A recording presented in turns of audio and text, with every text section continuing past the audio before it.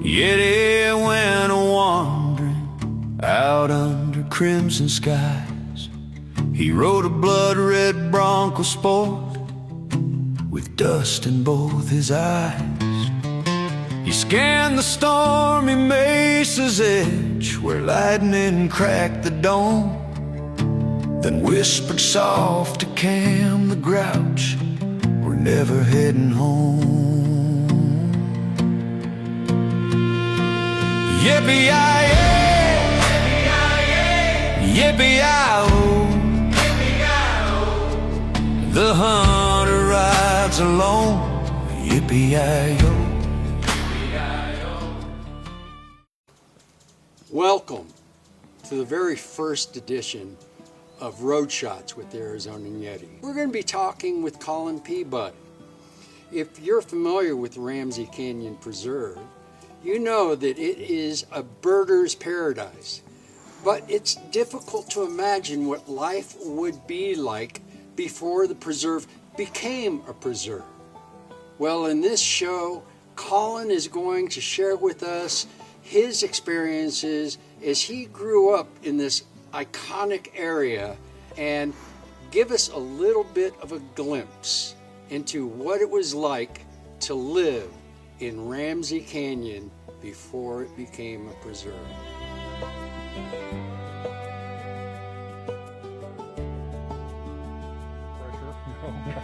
An unknown under pressure, but myself, my family moved to Ramsey Canyon in the summer of 1960, in between my sophomore and junior year in high school. And we moved into what was then the Mile High Ranch, owned by a couple by the name of Kenneth and Joy Simpson. They were retiring and had to move to the valley, and they needed to sell the property, and my folks had always wanted to move out of Tucson. We'd lived there for about 8 years. So we moved up here. A realtor brought us up here. As soon as we pulled into the parking area, we fell in love with this place. And we got invited into the house by Champ, the German Shepherd guard dog. Okay, and Champ. One of the caveats of the sale was if Champ doesn't like you, you don't get to buy the place. Oh! So he came with the place. So the deal was made that day, and we drove back to Tucson. The realtor sold our house in Tucson. We moved the next weekend up here. So needless to say, you had not only the opportunity to grow up in this wonderful little oasis in the middle of the desert, but you got to know the people and the personalities and the characters that also occupied this area. Yes, and there were quite a few characters, so to speak. There was the neighbors up above, the Browns, Bill Brown and his wife Nell and their daughter Ruth. They were caretakers for Dr. Nelson Bledsoe's place. Place that you grew up, we're standing right next to a building that has replaced the house that you used to live in. Is that correct? The visitor center that's directly behind me is on the same floor plan as the house that we lived in. I see. It was a large house. There were two sycamore trees that were right here that spanned this whole area and kept it all shaded. And my folks' bedroom spanned the creek, went all the way across. Oh, wow. With windows on both sides. So the creek ran underneath your parents' bed? The creek ran underneath the house. Wow, yes. That must have been exceptionally cool. Well, my parents thought it was great. You know, they could go to sleep every night with the sound of the trickling water running underneath them. Wow. We had a telephone that had been installed probably a year or so before we moved down here. Two-party line. The Browns up above, Dr. Bledsoe's, were the other party on the line. So whenever we wanted to make a call, we knew that Mrs. Brown was going to be listening. How about we take a walk around the preserve in this area that you grew up? Okay. And talk about a few of the places that you experienced. Yeah.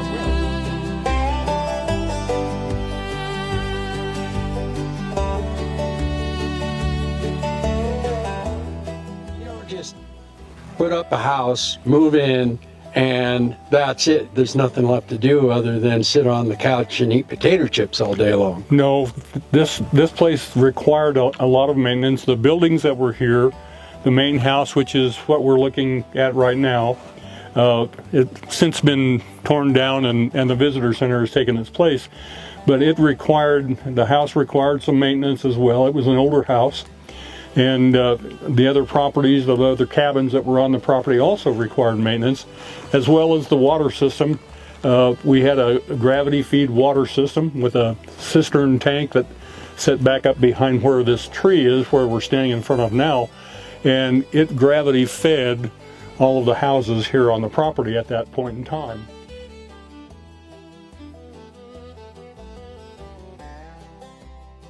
Now, during monsoon season, I'm sure that you had to do some sort of work in order to prevent flooding from happening into the house. Well, we did. When we first moved here, this whole area sloped down to the house. As you can see, it's down below us here, and we had to put in several terraces to kind of divert the flow of the water off into the creek again. And my job after I got home from school was to gather up the rocks, bring them down here, and over the weekend my dad and I would cement them into place and then backfill them with granite so that we had level areas all the way down. The primary source of heat in the house were the fireplace and a wood-burning stove. And that required, when we weren't building terraces, that required Dad and I, we went out into the county and cut down old black oak trees that were dead and brought them back to the house. We cut them in the length that we could handle. It was my job to split them and stack them so that we had at least a cord of wood that would last us for, a couple of 3 weeks.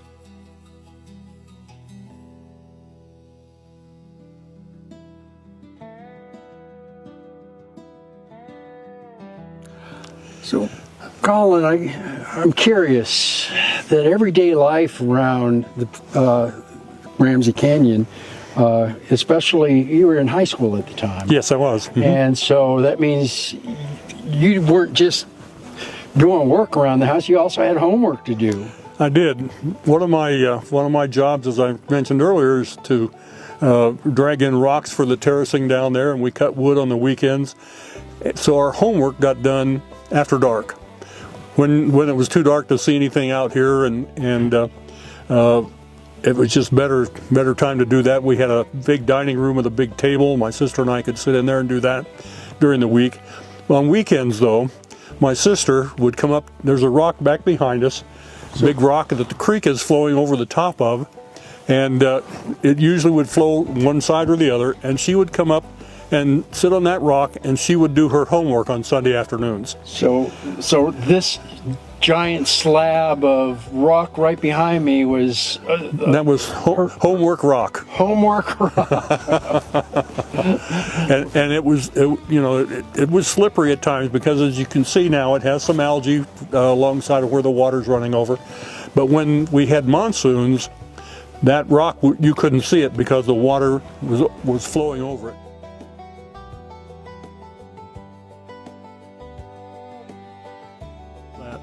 But in those days, Ramsey Canyon Road was a two-tire lane dirt road from Highway 92 all the way up to the residence up there at Dr. Bledsoe's.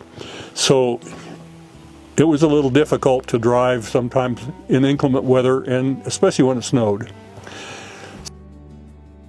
So over the decades since you moved away, you've seen a lot of transition within the preserve. What are some of the things that you've recognized? What are some things that you wish were the same, and what are some of the things you're thankful that have been changed? Well, obviously the things that needed to be changed were the water treatment system. The houses that were here were all fed by a spring that came out right at the base of this big rock that we're sitting in front of, and we had walled it off so it had a reservoir pipe in there, and the water was piped down to a reservoir down low, and then gravity fed all the houses. That needed to be changed, obviously. My folks catered primarily to bird watchers that would come in, and they would spend a week or two in one of the cabins, and They scouted all around. They did everything that they thought they could do in Ramsey Canyon and along the San Pedro River, where there are an awful lot of birds. So that's the kind of folks that my mom and dad really catered to and took care of. Well, let me take you back to when you first started living here and experiencing Ramsey Canyon. What are some of the fondest memories that you have from being here? The scariest thing that we encountered when we first moved here, my dad was working in Tucson, my mom and my sister and I were in the house, and we had a huge thunderstorm out across the Sulphur Springs, or the San Pedro Valley. And the lightning going to the ground over closer to Tombstone echoed all the way up the canyon. Scared the living bejesus right out of me. But the rest of the stuff was just the ability to see the animals that were here. We had javelina here, we had coatimundis, we had raccoons, we had foxes, a bear or two. We had plenty of rattlesnakes. We had to be careful where we walked, that we didn't step on a rattlesnake. But some of the fondest memories we had, when it would snow here, this place was the most beautiful, serene place and peaceful that you could ask for. Christmas time here, my mom decorated for Christmas, and it was just a nice, this was a great place for a young person to grow up. It's absolutely just great. Well, you talked a lot about the work it took just to maintain the house and the area around the house, but you didn't limit yourself to just your house and your residence. You also helped out some of the neighbors that lived up here in the canyon. Yes, so I kind of learned how to do some of the plumbing repairs by helping Mr. Brown, helping Mr. Hennis down below, from what I had learned from my dad. Because we had to do some plumbing repairs here. Whenever it would freeze, we would have to thaw out the water in the pipes. We had pipes that ran across the creek from one cabin to another, and we would have to thaw that out. And sometimes we had to replace pipes and what have you. So I learned quite a bit the first few years that I was here. And to be perfectly honest, I didn't want to be a plumber.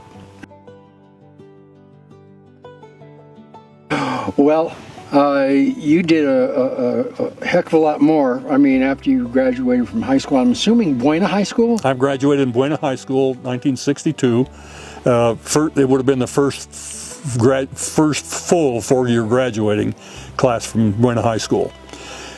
I went to work for Cochise County Highway Department, and I learned a pretty good trade there.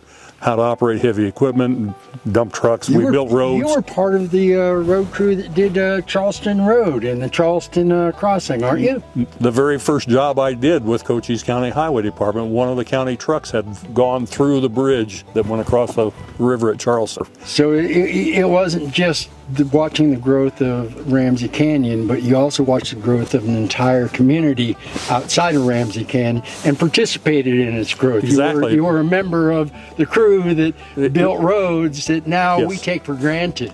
So, in fact, the Charleston Road at that time was a dirt road, and I worked on that, both operating a front end loader to load trucks, and we seal coated that whole road. And then the next year we did Charleston into Tombstone.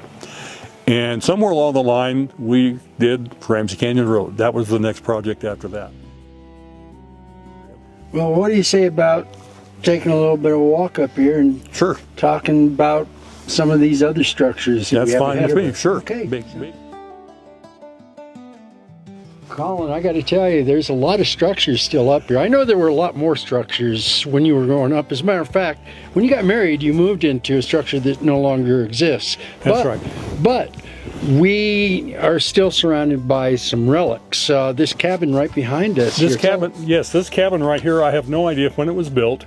Probably around the turn of the century, maybe a little later.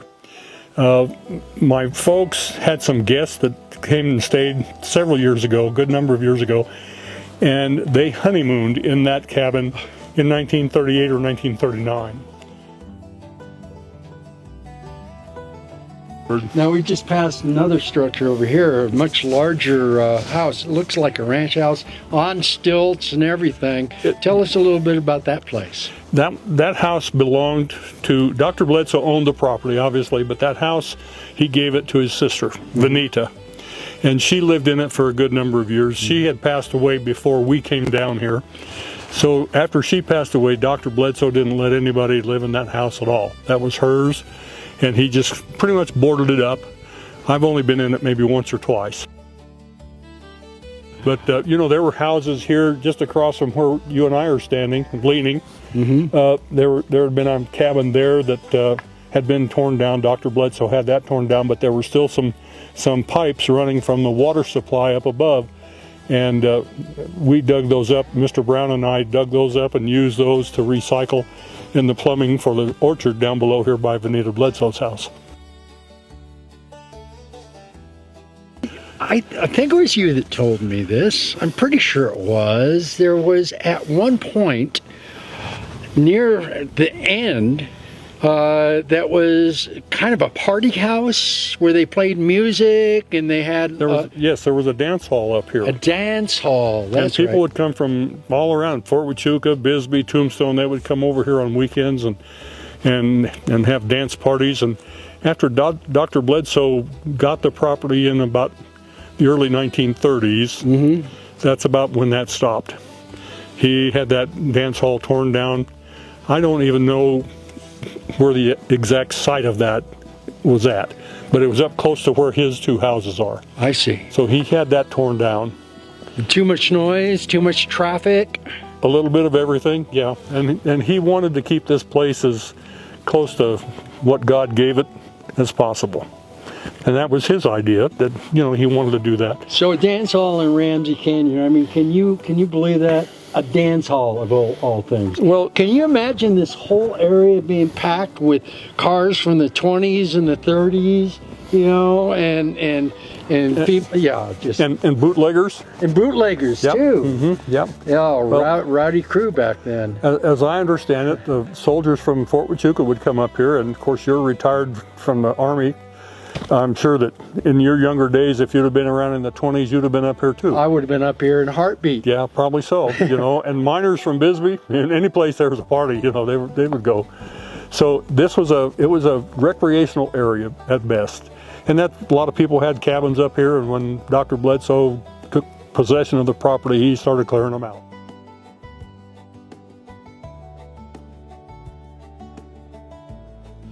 And that leads us to something else about when did my folks get involved in the conservancy part of this? Because Dad had talked to Dr. Bledsoe and they had discussed stuff, and my dad talked to him about the possibility of willing this property to the Nature Conservancy. And my dad was pretty persuasive and was able to convince Dr. Bledsoe to do just exactly that. And that's how the Nature Conservancy wound up with this beautiful property. So it's a gift. It was a gift, yes it was. So it's been a long time. I mean, you live up in the Phoenix area now. Yes. You're retired from service. After I left here in January 1968, I joined the Arizona Highway Patrol, and I went to the academy in Phoenix. And from there, I was stationed in Winslow. I spent 6 years in beautiful downtown Winslow, Arizona. Winslow, Arizona. Standing on a corner. Standing on a corner. Yeah. In your patrol car. Yeah, as a matter of fact. And then after I did 6 years up there, transferred into Phoenix, and we've been in Phoenix now for over 50 years.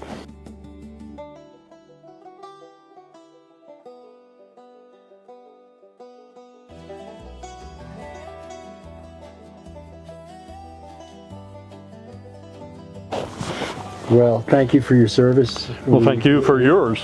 And I got to tell you, it's been such an honor to have you join us on this little walk through the canyon. It's an honor for me to be able to be present and talk about some of the history of Ramsey Canyon, of this area, before it was the Nature Conservancy, basically. You know, we walk through this canyon on a regular basis. I come out here with Cam, and I take pictures and try and grab the different seasons and really, without giving much of a thought, Colin, to life as it might have been before this became a place where I could do this freely and with the peace and quiet that it offers to visitors.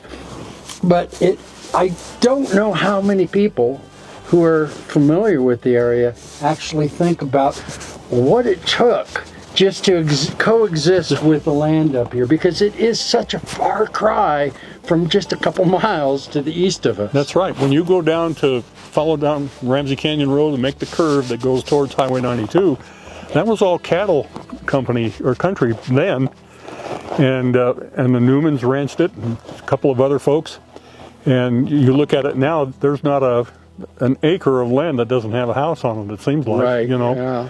So people who drive up that road now probably have no idea of what it looked like before and what it took to build up in this area, you know. Well, thank you so much. Well, thank you, Sean, and I appreciate you. And now that we have formally met and spent some time together, we'll do this more often. It sounds wonderful. Sounds good to me.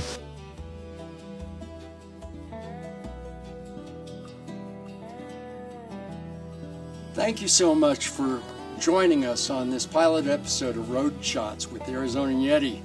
I'm Sean Yeterian. I've been your host throughout this episode, and we've been walking through Ramsey Canyon Preserve with Colin Peabody, and he has shared with us some of the incredible stories of what it was like to live here.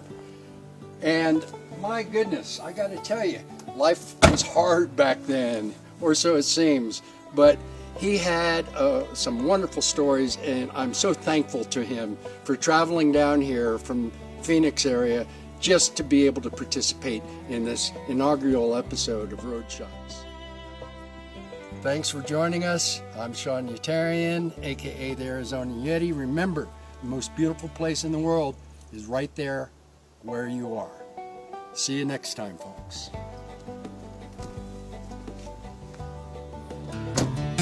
So if you hear a distant click while staring at the sky, you've seen the Arizonan Yeti's work just as he passed you by. Yippee-yi-yay, yippee-yi-yay, yippee-yi-oh, yippee-yi-oh, a ghost behind the sky. Yippee-yi-yay,